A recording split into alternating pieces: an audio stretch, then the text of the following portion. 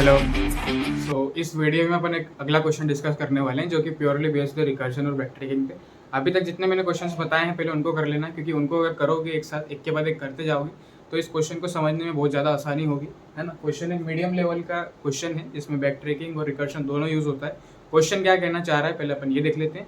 तो क्वेश्चन है generate parenthesis. ठीक है, पैरेंथेसिस मतलब पता ही होगा कि इनको पैरेंथेसिस बोलते हैं।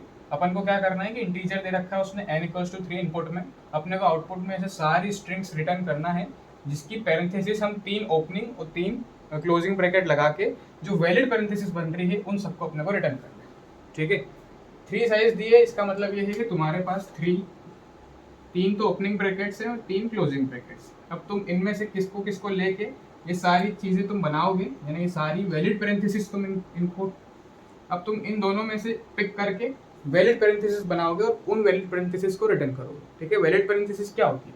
वैलिड पैरेंथेसिस मतलब जैसे ओपनिंग है तो क्लोजिंग है, ये एक वैलिड है। ठीक है, ओपनिंग है फिर क्लोजिंग है, अगर फिर से क्लोजिंग आ गया तो ये इनवैलिड हो गई ना। क्यों? क्योंकि क्लोजिंग के पहले का ओपनिंग का है, इस वाले के पहले कोई ओपनिंग नहीं है यहाँ पे, या फिर यहाँ पे भी कोई ओपनिंग नहीं है ना। तो वैलिड मतलब ये है कि क्लोजिंग जब भी डालो जब उसका कोई ओपनिंग हो। ठीक है, तो वैलिड सारी पैरेंथेसिस अपने को रिटर्न करनी है। मैंने इसकी डिस्क्रिप्शन में मैंने लिंक दे रहा हूँ इस क्वेश्चन की, पहले खुद से जाके ट्राई कर लो, उसके बाद अपन समझ सके इसको कैसे कर सकते हैं। तो अपन देखते हैं इस क्वेश्चन को कैसे सॉल्व कर सकते हैं। रिकर्शन में मेनली तुमको 2 चीज़ बताई थी मैंने। पहली चीज़ क्या थी? रिकर्सिव रिलेशन पता होना चाहिए, और सेकंड चीज़ क्या थी कि बेस कंडीशन पता होना चाहिए। कभी कभी रिकर्सिव रिलेशन निकालने के लिए हम एक स्ट्रक्चर बना लेते हैं कॉपी पे, उसी को हम कभी कभी रिकर्सिव ट्री भी बोल देते हैं, है ना, या कंसेप्चुअल डायग्राम बना लेते हैं कि किस कंसेप्ट पे हम रिकर्शन को कॉल करेंगे, दैट इज रिकर्शन रिलेशन क्या होगा इसका। ठीक है, तो 2 चीज़ थी, रिकर्सिव रिलेशन और बेस कंडीशन। तो पहले अपन यहाँ पे लिख देता हूँ क्या, रिकर्सिव रिलेशन, है ना, और बेस कंडीशन। ठीक है, तो देखते हैं यार क्या कर सकते हैं इसका। सबसे पहले अपन रिकर्सिव रिलेशन की बात करते हैं, बेस कंडीशन अपने आप अपने को मिल जाएगी क्योंकि बेस कंडीशन एंड पॉइंट होता है रिकर्सिव रिलेशन का। ठीक है, तो मैं क्या बोल रहा हूँ, n=3 दे रखा है तो मेरे को ना ओपनिंग ब्रैकेट कितने दे रखे हैं? 3, और क्लोजिंग ब्रैकेट मेरे को 3 दे रखे हैं, है ना। अरे 3 ओपनिंग और 3 क्लोजिंग से अपने को ये बनाना है। ठीक है, अब तुम नोटिस करोगे कोई भी वैलिड पैरेंथेसिस अगर होगी तो वो हमेशा ओपनिंग से स्टार्ट होगी। अरे स्टार्टिंग तो ओपनिंग से होगी ना, कभी क्लोजिंग से स्टार्ट हो सकती है क्या? नहीं हो सकती। सबसे पहले अपन क्या करते हैं कि 3 मेरे पास ओपनिंग है ना, तो मैं एक बार सबसे पहले तो ओपनिंग ले लेता हूँ स्ट्रिंग में। ठीक है, अब इसके बाद तुम्हारे पास चॉइस आ जाती है कि एक ओपनिंग भी ले सकते हो और क्लोजिंग भी ले सकते हो। सबसे पहले तो ओपनिंग लेना ही लेना है, उसके बाद तुम ओपनिंग भी ले सकते हो, क्लोजिंग भी ले सकते हो। तो यहाँ पे अपन क्या करते हैं ना, ओपनिंग मैंने एक ले लिया तो ओपनिंग की काउंट कितना हो गया? ओपनिंग मेरे पास 2 बचे अब। ठीक है, क्लोजिंग मेरे पास पूरे के पूरे बचे 3, है ना। तो मैं यहाँ पे ओपनिंग भी ले सकता हूँ और क्लोजिंग भी ले सकता हूँ। अब मैं यहाँ पर एक क्लोजिंग ब्रैकेट ले लेता हूँ, तो ये एक पैरेंथेसिस बनी ना। ओपनिंग अभी मेरे पास 2 बचे, क्लोजिंग मेरे पास अभी भी 2 बचे।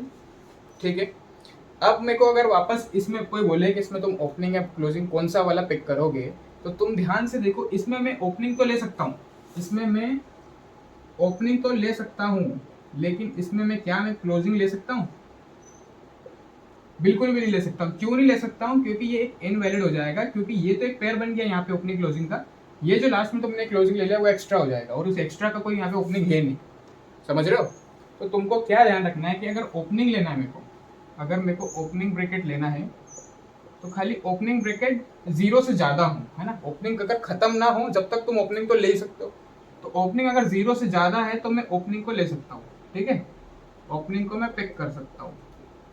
लेकिन क्लोजिंग पे क्या कंडीशन आ जाती है? क्लोजिंग पे कंडीशन ये आ जाती है कि क्लोजिंग के लिए क्या होना चाहिए? क्लोजिंग भी 0 से ज़्यादा होना चाहिए। चलो एक कंडीशन तो ये तो है ही सही, है ना। एंड एक कंडीशन और आती है, क्या आती है? तुमको ये देखना पड़ेगा कि जो तुम्हारे ओपनिंग बचे, जैसे इधर 2 बचे थे, इधर क्लोजिंग 2 बचे थे, तुमको ये देखना पड़ेगा कि ओपनिंग हमेशा क्लोजिंग से कम बचे होने चाहिए। अरे मेरे पास क्लोजिंग ब्रैकेट ज़्यादा बचे, ओपनिंग कम बचे, इसका मतलब यही हुआ ना कि ओपनिंग में ज़्यादा यूज़ कर चुका हूँ। तो ज़्यादा ओपनिंग यूज़ कर चुका हूँ मतलब उनका क्लोजिंग मेरे पास नहीं है। समझ आ रहा है? सीधी सी बात है, यहाँ पे तुम देखोगे कि ओपनिंग मेरे पास 2 बचे, क्लोजिंग मेरे पास 2 बचे, यानी कि मेरी जो अभी फिलहाल की जो स्ट्रिंग चल रही है वो पहले से ही वैलिड है। वो पहले से ही वैलिड होने के बाद में मैं उसमें क्लोजिंग ऐड नहीं कर सकता, उसमें मैं ओपनिंग ऐड कर सकता हूँ। तो मेरे को क्या देखना है कि जो मेरे पास ओपनिंग बचे हैं वो क्लोजिंग से कम होनी चाहिए, क्लोजिंग ज़्यादा होना चाहिए, तभी मैं पहले क्लोजिंग डाल सकता हूँ। ठीक है, तो मेरे को क्या यहाँ पे लिखना पड़ेगा, जो ओपनिंग है वो लेस देन होने चाहिए क्लोजिंग से। समझ रहे हो? अरे ओपनिंग लेस देन होंगे अगर क्लोजिंग से तो मैं क्या करूंगा, क्लोजिंग वाला ब्रैकेट को पिक करूंगा। समझ आया? ये दो कंडीशन तुमको रिकर्सिव रिलेशन से मिली है, ठीक है। तो ये दो कंडीशन मेरे हिसाब से अच्छे से समझ में आ गई होगी।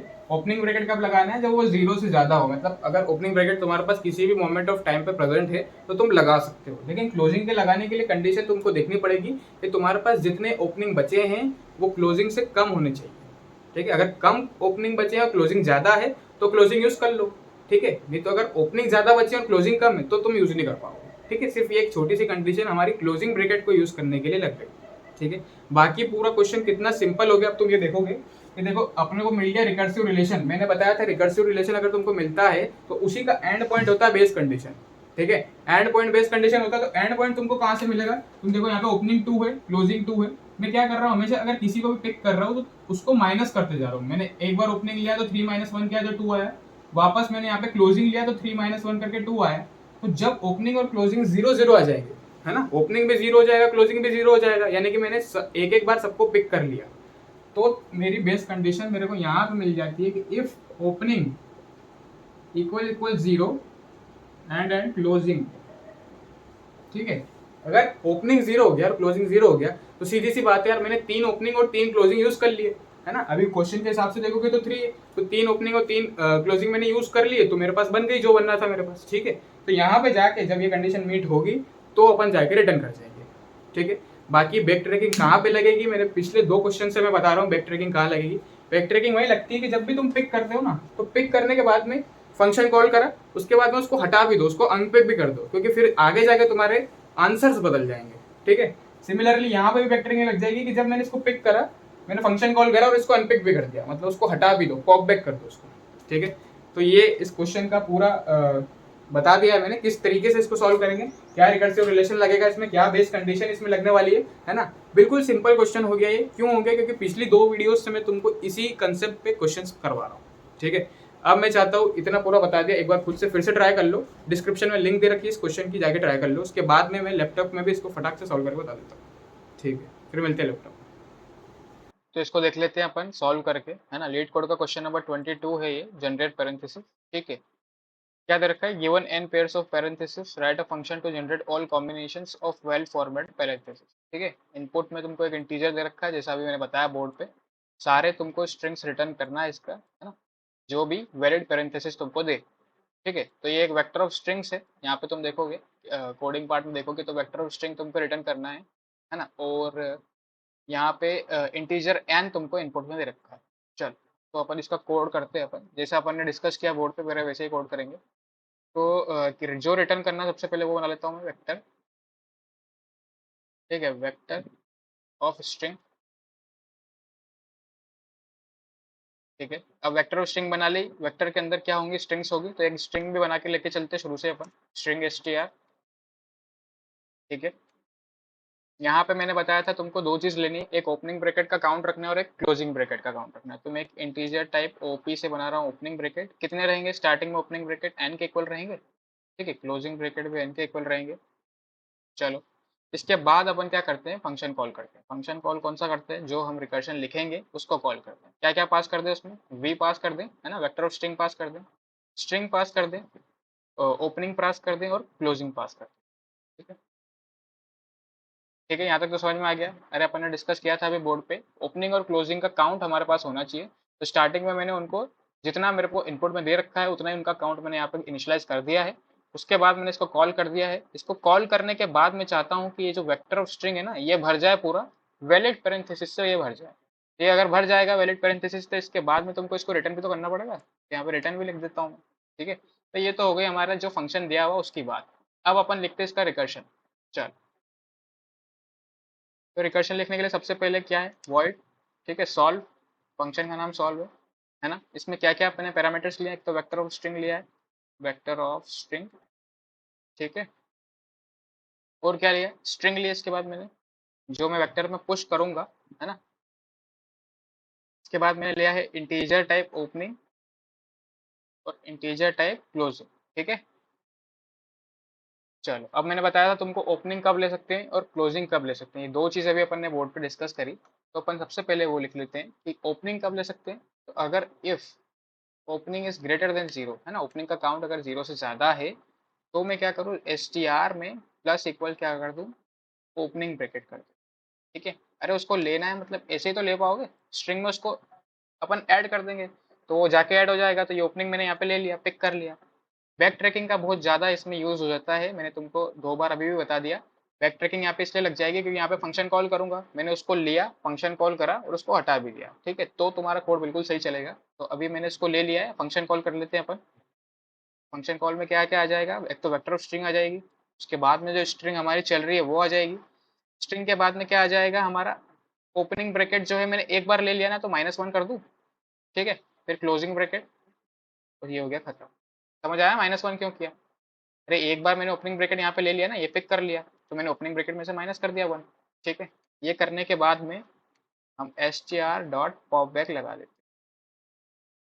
ये सिर्फ और सिर्फ बैक ट्रैकिंग के लिए, क्योंकि जब हमारा कोड पीछे आता है, ये हमने ले लिया, हमने इसको यूज करा यहाँ पे इस लाइन में, उसके बाद में हमने इसको हटा दिया, हमारा काम हो गया, हमने हटा दिया। चलो आगे बढ़ते हैं। अब क्लोजिंग ब्रैकेट कब कब ले सकते हैं, तो क्लोजिंग ब्रैकेट लेने के लिए इफ, सबसे पहली कंडीशन तो closing should be greater than 0, and opening हमेशा कम बचे होने चाहिए क्लोजिंग से, तभी मैं क्लोजिंग ब्रैकेट ले सकता हूँ। अब क्लोजिंग ब्रैकेट लेने की कंडीशन भी सेम टू सेम वही रहेगी क्या, तो str प्लस इक्वल्स टू, अब मैं यहाँ पे क्लोजिंग ब्रैकेट ऐड कर देता हूँ, फंक्शन कॉल कर लेते हैं। ठीक है, इसमें वेक्टर पास कर दिया, स्ट्रिंग पास कर दी, ओपनिंग पास कर दिया। अब इस बार क्लोजिंग में से मैं -1 कर रहा हूँ क्योंकि मैंने क्लोजिंग ब्रैकेट लिया, तो उसमें से मैं एक माइनस कर दूंगा 1, है ना। और फिर बस इतने पैरामीटर से तो ये हो गया यहाँ पे।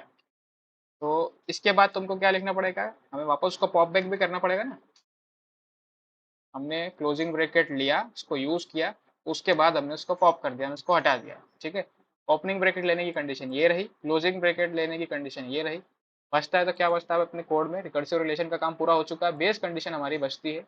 तो बेस कंडीशन हमारी क्या है, बेस कंडीशन ये थी कि अगर ओपनिंग इक्वल इक्वल 0 हो जाए एंड क्लोजिंग इक्वल इक्वल 0 हो जाए, ठीक है, ओपनिंग और क्लोजिंग दोनों अगर 0 हो जाते हैं तो हम यहाँ से रिटर्न कर जाएंगे। ठीक है, अब रिटर्न करने के पहले हम इस वेक्टर में पुश भी तो कर लें उसको, जो पैरेंथेसिस हमारे पास बनी है, जब ओपनिंग 0 हो गया और क्लोजिंग 0 हो गया तो कुछ पैरेंथेसिस तुमको मिलेगी, वो वैलिड पैरेंथेसिस होगी। वैलिड पैरेंथेसिस को मैं वेक्टर में पुश कर लेता हूँ, तो वी डॉट प्लस बैक, ठीक है, str। ठीक है, तो ये तुम्हारी बेस कंडीशन हो गई। ठीक है, ये तुमने ओपनिंग ब्रैकेट लेने की कंडीशन लिखी है, ये क्लोजिंग ब्रैकेट लेने की कंडीशन लिखी है। तो इस तरीके से इसका पूरा कोड हमने अभी लिख दिया है ना। चलो इसको एक बार रन करके देख लेते हैं। क्वेश्चंस आसान ही होते हैं, बस थोड़ा सा उसका लॉजिक होता है ना। वो लॉजिक अगर पता लग जाए, वो लॉजिक कैसे पता लगेगा, रिकर्सिव रिलेशन बनाने के तरीके पे तुम्हारा लॉजिक पूरा निर्भर करता है कि तुम किस तरीके से इसका रिलेशन ढूंढते हो। ठीक है, पेन पेपर पर ढूंढा, ट्री बना लिया तो रिकर्सिव ट्री हो गया। हर क्वेश्चन में रिकर्सिव ट्री नहीं बनता है। ठीक है, कोई कोई क्वेश्चन में ऐसा होता है कि देख के पता लग जाता है कि क्या करना है। ठीक है, जैसे इस क्वेश्चन में था तो कोई पर्टिकुलर ट्री नहीं बना पाया अपन, है ना। तो ये एक्सेप्ट हो गया, तो इसको अपन सबमिट करके देख लेते हैं, है ना। कोई भी क्वेश्चन अगर तुम अप्रोच करते हो तो सिर्फ उसका रिकर्सिव रिलेशन ढूंढने पे ध्यान दिया करो, है ना। अगर रिकर्सिव रिलेशन तुमको मिल जाता है तो क्वेश्चन अपने आप सॉल्व हो जाएगा। ये एक्सेप्ट हो चुका है यहाँ पर, है ना। तो आई होप तुमको ये क्वेश्चन अच्छे से समझ में आ गया हो। ये बहुत एडवांस्ड रिकर्शन का क्वेश्चन माना जाता है वैसे, लेकिन अगर अपन इसको ध्यान से देखें, चीज़ें नोटिस करें तो ये बहुत आसानी से हो जाता है। ठीक है, अब रिकर्शन के मीडियम क्वेश्चंस में ले रहा हूँ ज़्यादातर, इसके बाद 1 या 2 क्वेश्चन बाद से रिकर्शन के हार्ड क्वेश्चंस पे अपन प्रैक्टिस करेंगे। तो आई होप तुमको अच्छे से समझ में आ गया होगा। इसमें बैक ट्रैकिंग भी यूज़ हुई है ना। दोनों चीज़ अपन ने देखी, बैक ट्रैकिंग कहाँ पर यूज़ हो रही है, इसी को बैक ट्रैकिंग बोलते हैं। इसमें पर्टिकुलरली वर्ड नहीं होता बैक ट्रैकिंग। बैक ट्रैकिंग मतलब ये होता है कि जब तुम पीछे आ रहे हो तो क्या क्या चीज़ें होती जा रही है। ठीक है, कभी कभी क्या होता है कि इसको हटा देते हैं ना, तो पीछे आते समय हमारा कोड बिगड़ जाता है। पीछे आते समय चीज़ें अगर अपन ने किसी में इनपुट करी है तो वो वहाँ से जाती ही नहीं, तो उसको हटाने के लिए, ताकि हमारे पास हर लेवल पे हमें वही मिले जो वहाँ पे मिलना चाहिए, इसीलिए हम वहाँ पे हटा देते हैं। ठीक है, तो ये इसका कोड हो गया। आई होप तुमको अच्छे से समझ में आ गया होगा। ठीक है, वीडियो अच्छी लगी हो तो लाइक कर देना और शेयर भी करना। चलो मिलते हैं नेक्स्ट वीडियो में, बाय।